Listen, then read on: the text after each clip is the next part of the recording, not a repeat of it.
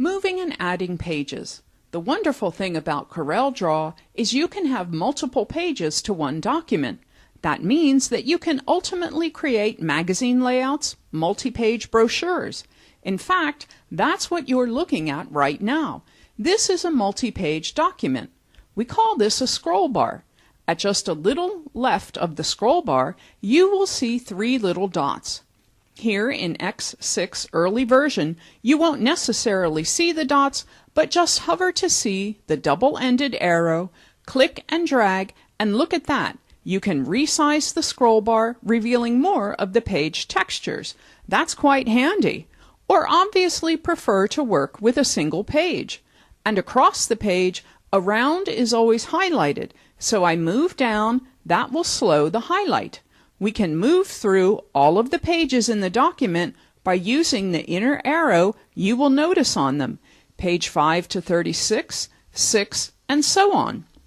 Multiple clicking away as you go. Same with the other way, moved to the front or moved to the back of the document. You can actually double-click right in the middle here with the numbers are, double-click, and type in a page number you want to go to, click OK, and then you go automatically. You have moved to that page.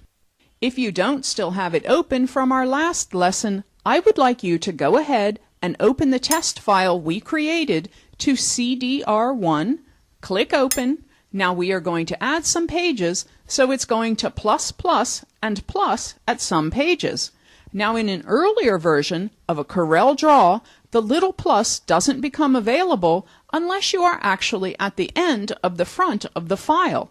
Just keep that in mind if you're in an earlier version. Now I can right-click on any page tab, right-click and rename. Rename, and I'll call this Front Page. Now I will rename the last page. Right-click, rename, and collect Back Page. Now I have done this for a reason.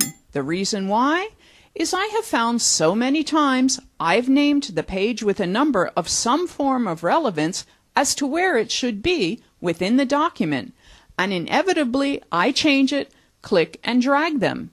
Look at this. I can reposition with page guides within my document, changing the order of pages, and then of course the page 9 doesn't make any sense.